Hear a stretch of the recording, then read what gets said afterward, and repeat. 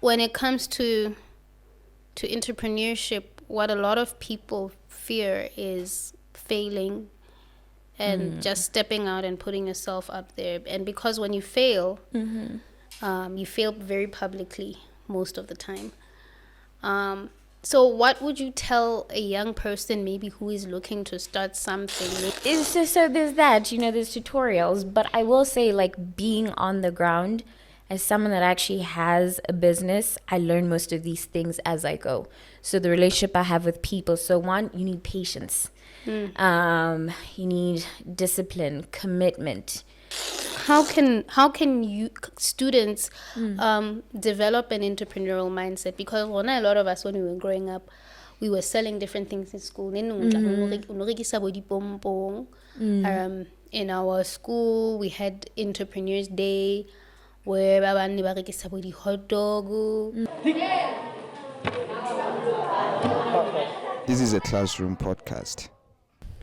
Ladies and gentlemen, welcome back to the Classroom Podcast. We're in episode 2 and in Nzerele Mona Bophelong Intercontinental School, still joined by these beautiful young people and one of my favorite women in the country, Skoali Majoro, entrepreneur, creative, innovator. I don't even know where to stop. How are you, Skoali? I'm good. How are you? I'm good. So let's just get right into it. Who are you? What do you do? Why are you here? Hey guys. So my name is Skoali Majoro. I'm the co-founder of a creative agency called Makaya Forever. And what we do at Makaya Forever, we do branding, we do content creation, and we do events. We also do social media marketing as well.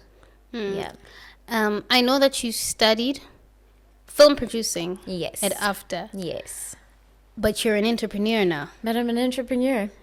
How do you marry those two, or how did you move from one to the other? Did you always know that you wanted to be an entrepreneur? Is this just something that happened organically, or is like the economy was talking to you rough, like, yo? You know what? I'm going to say half and half. Somehow I always knew I was going to start my own thing. But somehow graduating, I thought I'd have to get hired. Because when you study film, you know that you create a film with a team, right? So someone's got to give you access and pay you to do it. But somehow I thought to myself, I don't like being told what to do. So yeah, I think basically I just followed that path and started thinking how I could incorporate my studies into my own future, and I ended up being an entrepreneur. Yeah. I think one thing that is a constant conversation, especially amongst our generation, because the economy is so bad. Boomers, you ruined the economy for us. Is multiple streams of income. So I want to ask you, is this the only business that you do? Is this the first business idea that you have, or have you had to diversify? Oh man, not the only one. So yeah, we do live in that time where we have to have multiple streams of income. So the nice thing about our agency, since it has 3 legs basically, we could kind of say the legs are our multiple streams of income. So if we have a client for branding and we have a client for social media, and then maybe we also have events, so there'll be an income coming from one of those legs that'll also come together. But apart from Makaya Forever itself, you will find that, you might need to sell some stuff on the side that have nothing to do with your business because you want to get that dollar. Can we just explain the concept of multiple streams of income to the young people? All right. So multiple streams of income means getting money from different hustles. So if you are a teacher, but you're not satisfied with the money you're getting as a teacher, you can get it by selling something online or selling things to people, opening up a shop, different projects that also bring in money. Yeah. What skills helped you or are helping you in your entrepreneurial journey, and where can you point and say, this is where I got these skills from? Was it transferable skills from film school, or did you pick them up along the way? Ushebeletse tutorial, attended the workshop, or how did it go? So there's that, there's tutorials, but I will say, like, being on the ground as someone that actually has a business, I learn most of these things as I go. So the relationship I have with people. So one, you need patience. You need discipline, commitment. You also need to be okay with change. Sometimes things don't go your way, and sometimes you don't. For example, so you as a business, you say, okay, my service costs so much, right? But your client needs a product. And we live in an economy where our market doesn't allow for us to completely just charge whatever we're charging. We have to negotiate. So negotiation skills is another thing that you have to learn once you have your own company, because you need to eat as well, right? So you can't always just say no, but sometimes you should. You need to learn how to decipher what is good and what is not. I think I so resonate with that, having to say no sometimes, especially as an emerging entertainer. Some, like you're saying, you have to balance taba. Okay, ke hloka ho patala rent, guys. Rent is a real thing in the real world. Okay, like when you become an adult, you actually have to pay for the air you breathe. Rent, let's say Wi-Fi, or whatever it is that you need, medical expenses, unforeseen expenses. Balancing that with, okay, honale motho a tlo offer mosebetsi, but mosebetsi one is something that will probably in the long run devalue your business. Yes. And I suppose those are the cases where we have to say, for the long-term sustainability, I have to say no. Absolutely. Yeah. How can you students develop an entrepreneurial mindset? Because a lot of us, when we were growing up, we were selling different things in school. In our school, we had Entrepreneurs Day, where hot dog. I remember the Muslim community, but you used to pay to get like henna done on your hands. Right. So they don't always have platforms like that where young people can learn to put together, okay, and whatnot. How can you encourage these young people who don't have, let's say, the accesses that you and I had to develop this kind of mindset already from a young age?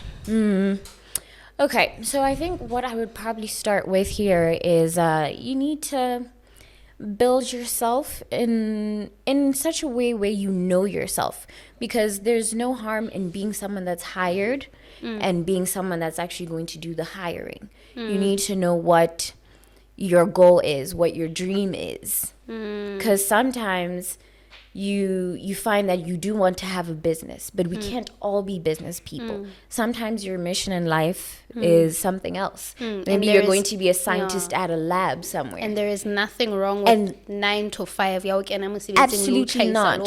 So at the end of the month, yes. Because, earlier I said something about me not wanting to be, or being told, like, I don't like being told what to do. And that's just a personal thing, but that's based off of the fact that my dreams involve me creating something and seeing it to the end and then making it accessible to everyone. So that's basically also what an artist is, putting out whatever is inside of you for the world to consume. So I would definitely say, in terms of young people and going into entrepreneurship, what do you want with your life? You need to know that first from the get-go. Because you might want to be a shop owner. If you want to be a shop owner, what kind of stuff do you want to sell. You need to know Neng that. ke batla ho kgola fela just so I can take myself Exactly. on a vacation And here and there. some people really just maybe might even go to school and choose the hardest subjects and say, because I think I'm going to earn the most money. And choose a career path that doesn't make them happy, but they just love the money. It happens. And then in the future, you find people who also talk about, hey, I wish I could have done something. I actually met someone who did science. She's a great person, but she hates her job. She's earning so much money. She has the nicest stuff you could ever think of, but she hates her job. So one of the things that I find very peculiar about being an entrepreneur is that my set of problems I chose for myself. Right? So that's another thing. Are you okay with dealing with problems that someone else is giving to you? Or are you okay with your problems? Because my problems are because I have a company. I need to make bread. I need to make sure there's a client. I need to make sure there's work. So that's another thing. So you need to know yourself. Yeah. And I think when it comes to entrepreneurship, what a lot of people fear is failing and just stepping out and putting yourself up there. And because when you fail, you fail very publicly most of the time. So what would you tell a young person maybe who is looking to start something? Maybe they're going to, a lot of young people, a lot of the girls are Shein runners, Joburg runners, I'm sure you guys buy from some of them. Some of you maybe le batla ho qala ntho ya ho lwa batho bo moriri o kenya bo manala and whatnot. But a lot of people are, I also had a friend who wanted to get into content creation, and she was very, very scared of failing, of trying at it and facing rejections and failing, because a lot of times people are going to tell you no. It's gonna be no thanks. No. Oh yeah. So what advice do you give a young person to sort of like combat that? Okay. You're gonna have to have tough skin, you know. So for example, you guys know Canva, right? So the person that created Canva, this lady, right? So Canva, guys, is, do you want to explain it? Should I go? You can go. You can go. So Canva is like a graphic design tool for dummies like me. So basically you go on Canva, you design the menu, the invitation, the business card, the proposal, the PowerPoint, that is viewable and readable content. It's a very easy platform to use. So a lot of us in the workspace, we are all using Canva to make presentations and all of those things. Learn Canva, like write it down, make Canva your best friend. Okay, yes. Yeah, so the lady that created Canva created this concept, I think 10 years before it actually came to fruition. And she stepped into so many offices asking for investment. Can you help me? Can you help me? Everybody said no. But right now, Canva is worth $3 billion. Everybody needs Canva. Everyone uses Canva. So that's what I'm saying. So if you have an idea and you really, really believe in it, be okay with getting no. When someone refuses and says, no, I'm not going to give you my money, keep pushing. If you love it, keep pushing. Yeah. Because also creating something is also, you're not just creating a product. Yeah. You're creating value. You're creating value. You're creating value. So you need to believe in the value that you're going to bring. Because honestly, like you're saying, we can't do anything without Canva. Like, I can't. Like, I can't see my life without Canva. You create a poster, Canva. Canva. I need a profile picture, Canva. CV. So, and also Canva, if you're going to be a social media marketer, you need to use Canva. Because if you have a client that's in social media and you need to create graphics, you need to go on Canva. So it's one of those things. This person got so many no's. Or even think about like the guy who did KFC. When did KFC pop? when he was in his 50s. Yes. And for all these 25, 26, 27 years, everyone said, no one wants your chicken. But now we're all eating it. The entire globe is eating KFC. KFC had to close. You know what I mean?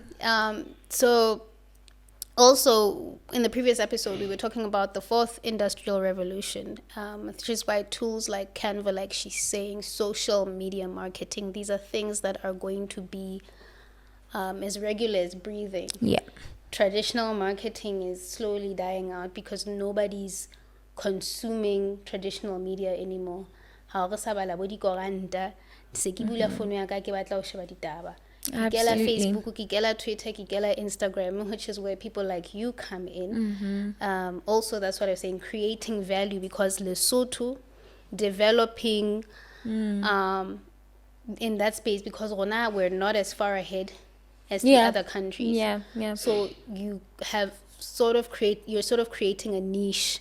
Yeah. And starting something new and also innovating, which I think is just really, really excellent. So another thing that I've seen, when you want to start a business, a lot of people want to have ideas. Everyone has an idea. Every person, next week usona le mompelaka. Tsela usona le monkane. Ha ke reka Honda Fit mona ke re ke tlo iketsetsa cab. The next person, like everybody is doing the same thing. What advice do you becoming very, very common? So when we talk about creating value, we're talking about something that is not already everywhere. Yeah.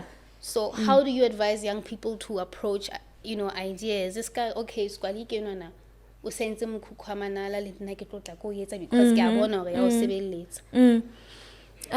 Okay, so you only have one life, right? And when I look at this one life I have with what I'm doing with Makaya Forever and my partner, we need it to mean something. What we do, someone else is doing. But why is it different? So, that's like where you're saying, your storytelling this aspect. is where our storytelling aspect comes in. So we want to be able to say, okay, water. Why should we buy your water? So many people can actually go to a company and say, I need a logo. And then you design a logo. And then that's it. But it doesn't end there. A logo has to go with a brand, a story. There's colors, there's copywriting, things like that. Like, for example, Nike, right? It's just do it. But when you think of Nike, it's a brand. Who do you associate with Nike? You think of Michael sports Jordan. people. You think of Drake now because, You think of Drake. He's literally talking about it every time. So it's things like that. So you need to create a cult. Business is being able to create a cult, and that's as deep as it gets, really, because you need people to follow you. If you want Louis Vuitton, all the people that want Louis Vuitton are in a cult because they have the same mentality. So if you're in business, you need to be able to indoctrinate people's minds. There, everybody is a makeup artist. Yeah. But everybody wants to be kissed by Tshwane. See what I'm saying? So yeah. So like you're saying, I think young people, it's just to take note of your idea, your business innovation needs to mean something to you and to the people around you. It's like sports, honestly. So, or like religion. So if you're a Christian, right, you find that that's your team. Christianity is who you're going into the field with. But you have Muslims. They're going to the field with Islam. So business is finding your team. So you're going to sell to your team members. So developing a product or a service is basically developing a community. Yeah, you need a community. Excellent. A big challenge also is access to networks for people who want to get into business. So can you just please take us through the network that you have? How did you develop this network? What were the challenges? And how would you advise young people to seek the necessary networks to build this community? Okay, so network, it started at home. So my partner and I, we conceptualized what we want to do with Makaya Forever. And then we told our family members, hey guys, so we have a company. So our family members will tell us about people and say, oh, I know this person who does this, I know this person. And then we say, okay, let's go there tomorrow and offer something. So in the beginning of a business, you find that you're going to actually provide more free services in order for people to trust you. Putting your name out there, You've building got to trust. exactly. So when you build a network, you have to create a relationship with people. So you have to stick around as long as you need to until they actually start paying. Because you're saying, I do this. Like for us, if we say we do branding, so we don't walk into an office empty-handed and say, hey, put your money down, we can brand this for you. No, what we do is actually put value. And we say, here's an example of what we can do for you. Look at it. How do you feel? And once they see it, they're like, okay, all right, this actually looks really good. So then they start to trust us. And from that person, then they can refer them to another person, another client. And so the network builds like that. But you have to keep building relationships. And you also have to know who you actually want to be selling your products to. So that's how you're going to build your network. So that they can actually acclimate to your business or your your venture. Yeah. So basically, in simple terms, ha ke etsa mohlala, ha eba ke batla ho lwa batho, ebe ke re ke se ke decidile hore okay, I don't want hore ke lwe motho e mong le mong. Ke batla mohlomong ke re ke batla ho lwa di influencer tsena tsa Facebook, Facebook lords as they call them. Ebe ke tla approacha Hana, who's one of the popular ones? Silwan. Ke kopa ho lua mahala. Ke etse shoot. Ke di post. So basically what you're talking about at first is be prepared to take on the cost of marketing Yes. yourself. Yes. Through your skill. 100%. Wonderful. 100%, yeah. So you spoke about when you started conceptualizing this, the network that you had was maybe your family. Goes without saying that support systems are very important. But reality is not everybody has those support systems. Some people will have to start from scratch. What can you comment on that, and how do you think it can be solved? Like okay, I don't have motswadi a ka referang to people who can actually see value in this, especially if you're talking about maybe creative endeavors. Batswadi ba batla bana ba ye dikolong, ba qete dikolo, ba kene mesebetsing. They don't really care hore mohlomong letlotlo ke ane letlotlo rata o bina, ntshebo ke ane o tseba ho roka, ha se ntho tse ba di tsotellang hakalo, kapo tse ba na le nthasello tsona. So how would you advise a young person in a situation where they don't have the network or the support, rather the support? Okay, so if you don't have the network or support, luckily we do live in a different time where we can say we have social media, right? So when you go into social media, you have these things called ads, and you can boost posts. So yes, and somehow you, like you mentioned, you have to take on the cost of marketing. So building your network, you'd have to pay a fee somehow to make sure your product or your business is actually being marketed to other people who aren't around you. Because social media, we're all on it. So it's a really powerful tool. Where right now, if you're saying I have absolutely no one, but I have this thing that I do, you can find them on social media. But then again, you also need to learn the language of marketing. How do you not come off as like an irritating buy my water type of person? How do you provide value? So marketing itself is also going to be something you're claiming how qala business, you know, because like you're saying, we have a lot of businesses that replicate themselves here, so they're easier to sell because we know dingat. But how it's until we got we will what are you actually doing? Yeah. So before we started filming, we were playing a bit of a game with these young people, a mini talent show. Honestly, I don't even think they were trying that hard, but we had a winner. She won a young 10 rand, and I asked her what she's going to do with it, and she said save. So I think when she's talking about things like marketing, because also me as well, building my personal brand, like I had to start from scratch. I did not grow up in this country, no network, no nothing. I had to do a lot of free performances at my own cost. Whatever money I got in, I had to save. Okay, ke tlo patalla shoot, ke tlo patalla ntho e itseng, ke tlo patalla whatever it is, just so that there is a quality product that is being advertised constantly.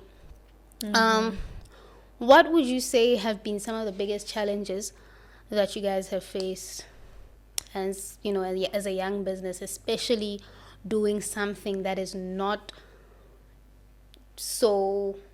yet completely understood in Lesotho? Because I remember I had a meeting with one of your team members a few weeks ago, and she was talking to me about brand identity. You made an example ka Nike, even without the slogan, how we wanna fella that take that's Nike. Adidas. You see 3 rings, I'm thinking Audi. Like nobody has to tell me. So we were having that conversation, and one of the gaps we have here, Mona, even in the creative industries, nobody cares about things like brand identity, and things like that. So you are doing something that people don't understand. That is actually not a culture, Hayamuna. What are the challenges with doing something like that? Yeah, you literally just took the words right out of my mouth. It is so hard to convince people of the meaning behind what we do. So in our country, Lesotho, we struggle to be open-minded. We fall under the scope of I just need to survive. But we don't want to create an environment that we love. And environments are created through things like branding. Because if you want McDonald's, it's because I'm loving it. You know? Finger licking you think good. about it, finger licking good. We don't have a song or a tune or anything that we can remember and say proudly Lesotho. Oh, and then that's another thing, right? Basotho want to overcompensate. So when you create something in Lesotho, you want to put the flag on it. It's proudly made in Lesotho, right? But Nike doesn't have the American flag on it. But we know where it comes from. So we don't trust ourselves that our magic is actually ours. It's as if we owe it to our land and nobody else can actually give us the credit that we're not thinking like creatives. We're thinking like we owe somebody. That is profound. So when you do something, when you write a book, you must put the flag. Why? Louis Vuitton has no flag. It's the flag. Then flag ya America ya McDonald's. You know what I mean? Woolworths has no flag. I guess we won in the KFC and we know the chicken There's comes no from flag. the American So that's South. the issue. Yeah. So the hardest thing that we struggle with is mentality. So mentality takes a very long time. It's a lot of conversation. It's a lot of time. You're leaving your house, get petrol, get ijo, that you're not getting back in order to convince people that you can be better. You can be hot. Like, okay, chase if you want. But we don't want to. So we have a mentality problem. So what we do is we tell ourselves we want to go have fun outside of Lesotho. We want to go buy things outside of Lesotho because we haven't created them for ourselves. And it's a conversation I was having with someone like, ke lakatsa ho reka di luxury brand hae mon. Like you're saying, Louis Vuitton, Givenchy, like I want to have products of that stature coming from the country. Import la fumana le teng and ufumana hore ke cream e shape o tshwereng letlalo hantle, but branding ke ena the flag. We don't have to, everything exactly. Everything has that. It's okay to be yourself, which is what we also want to do, and that's why our company is called Makaya Forever. So Makaya is home forever. So what we want to do is take Lesotho and take it to a global level. So when we speak in copywriting, we speak in branding, we speak in getting into rooms that you'd be getting into if you were in a different country, if you were overseas. So that's the difference with our agency, because here we have agencies that can do what we do, but they just service people here. Like, okay, I have an event, I'll shoot it, fine.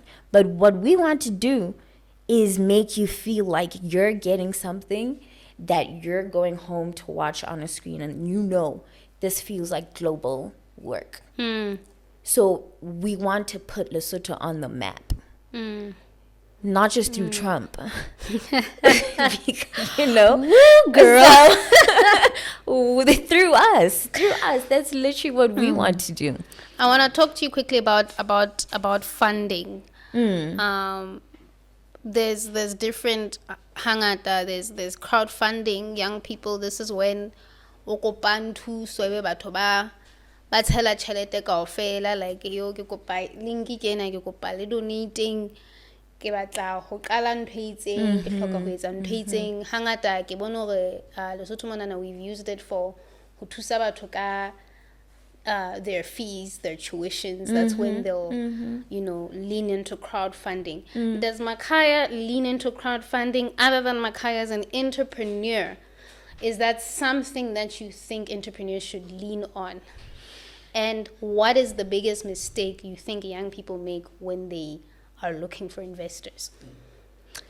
Oh, money, more money, more problems. Okay. So when it comes to the financial aspect of running a business, I would say Makaya itself was really funded from our pockets, because we acknowledge where we come from. And we have an idea that isn't really not supported, but understood. Backing it up is difficult from people who have the money. So we keep our pockets very close to ourselves, and you find that you have to do everything yourself. So what we would do is, when we started, okay, we decided, okay, I'll put in this much, you put in this much, right? With this, then you break down, what is this going to finance? How is this going to create a profit for us? Where will it multiply? And if it doesn't, how do we take on the risk? So we didn't really do much crowdfunding, honestly. We really just started from the bottom. Now we're here, you know. We're not there yet. Getting there. But we're getting there. So yeah, you're gonna need to have also just knowing the nature of your business, because some businesses will allow for you to be able to crowdfund. Sometimes, again, we live in 2025. We have GoFundMe pages, right? And it's okay to put yourself out there and say, hey guys, I have this mission, and this is how much I want to raise. And GoFundMe is public. You know, you can put that through the European Union and all these other places, American Corner, and what they can do is then put your initiative to a wider market, and people can maybe then contribute to the mission. It's just that in some cases like that, then you end up having to have someone like micromanage you. Because if the money isn't coming from yourself, you have very little say. You over have the very little direction. say, right? So you kind of have to create something that also appeases the people that gave you the money. Yeah. So we have a very tough relationship in terms of funding businesses here. But when you have it, be very, very, very careful about where you're spending it. Yeah. So And as we get into the mistakes that we make while looking for the funding. Exactly. Because now another thing for our company is that obviously we want to make things look pretty and hotter and quality and everything. So some of the mistakes that we make is to put a lot of money into the quality and then find that we actually haven't done enough market research. Who do we know that needs what we've just done? And then we lose. So marketing basically is the core of everything. It's the core even of before everything. Funding. Yeah. So we mustn't think of a mindset ya hore ke hloka tjhelete hore ke tlo tla ke kwala ya motlakase ya ho printa le ya petrol. I need this to put myself out there. Basically is what you're saying. So so basically the mistake that we make is basically thinking from a scarcity mindset. Yeah, okay. Not like abandoning the goal, which is to huisa kgwebo pele. Yes. All right. One other interaction that I've had with you guys is a work that you were doing with the watering hole, where you invited entrepreneurs and facilitated a very chilled, laid back workshop with a very impressive network of entrepreneurs. This is from people from entertainment, financial tech, fintech, and all of these people, people in fashion.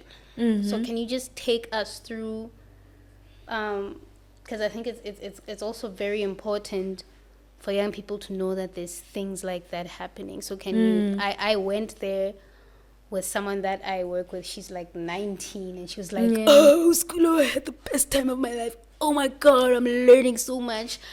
And it's so good at that age to already get into spaces like that. So can you just take us through the work that you do with them, and if you have any other plans to keep empowering young entrepreneurs? Okay, so the Watering Hole and Makai Forever are partners. So I'll put it that way. So we had this person called Arnold Muzofa who had this concept of creating this event, and he needed assistance. The first event actually that we did together was to help him with content. So when we stepped into the room and realized, wait a minute, nothing's actually been developed. We just have a concept.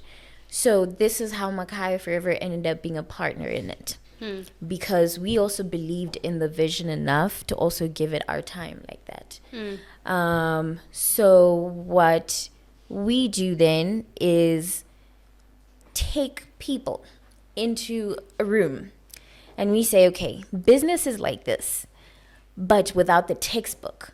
Because when you read a textbook, you're reading things that are very complex, like SWOT analysis, things that terminology that isn't really practical on a day-to-day basis. So what we do is we keep it real.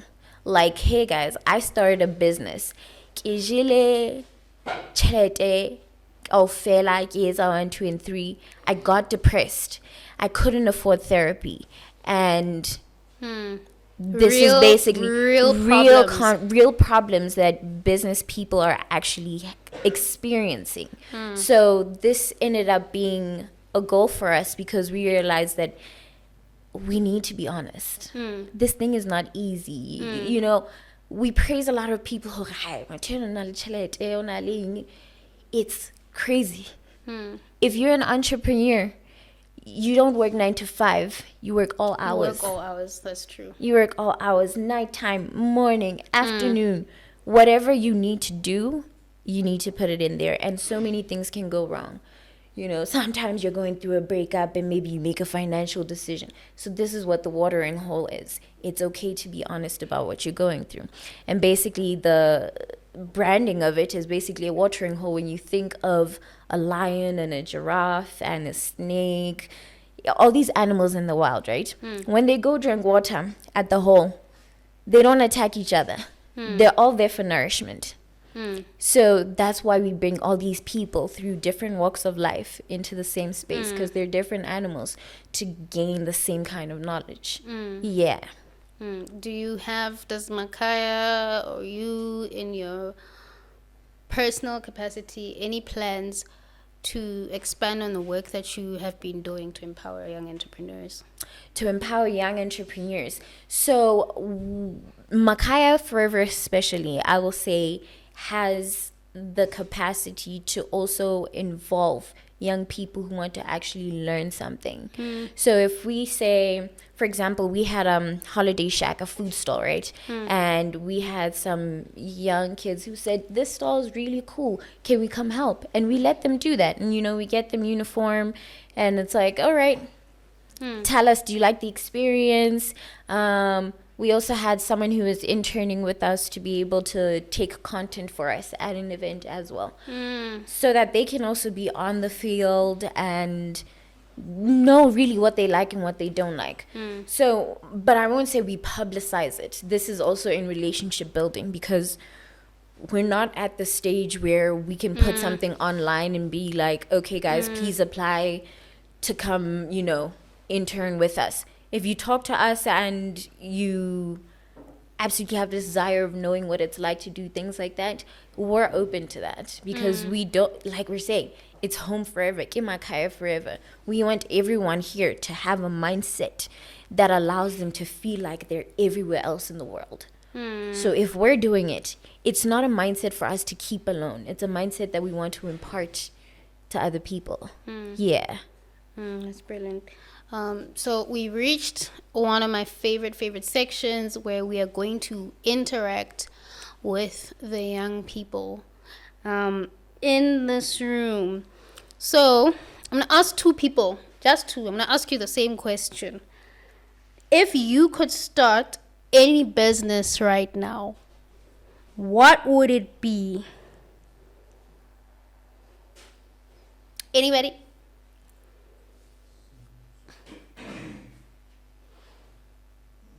One person.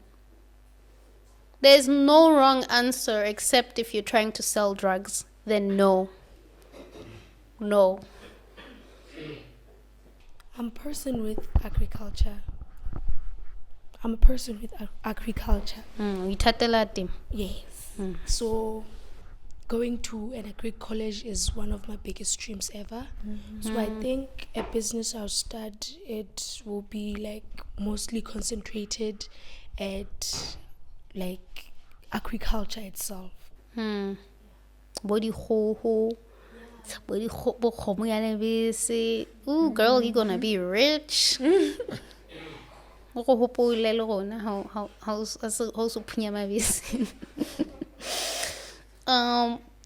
Anybody else? One last person. Ntebo. I would start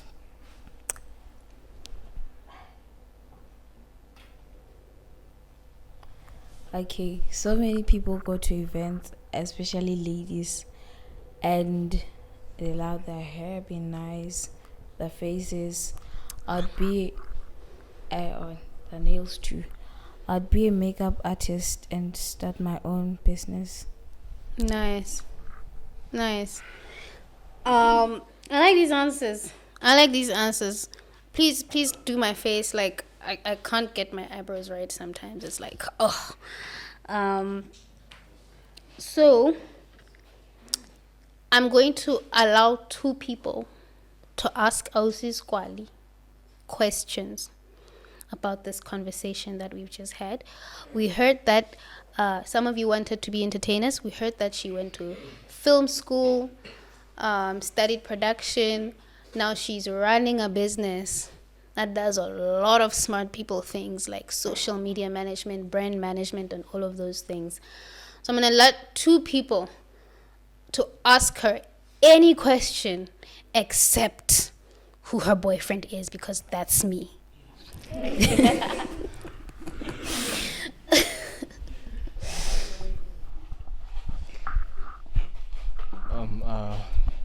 I would like to ask you, what inspired you to start your business? What inspired me to start my business? Ooh, okay. I like this one. I really, really like this one. So let me tell you, before I actually started my business, right, I was working alone. So I had a social media agency called Rock Euro Designs. And then I was doing social media at this place called Uhuru. And this other time, there's a gig, and I meet this person who's also in the room, this person here. And we started having a conversation. So on that day, we had the craziest, like, chemistry. Like, we spoke about dreams and goals and everything. And I remember, like, walking back home after that meeting and saying, I'm doing life with this person. So Makaya Forever literally came as the both of us put our businesses together. We married our businesses. Yes. So then we turned it into a bigger house. Yeah. So, yeah. I like that question because it makes me feel very warm. So sometimes meeting the right person can inspire you to start something Absolutely. new. Absolutely. And I haven't, like, looked back once. Yeah. Another question. Letlotlo. It's like you're trying to win another prize today. I like that. I like that. DCs.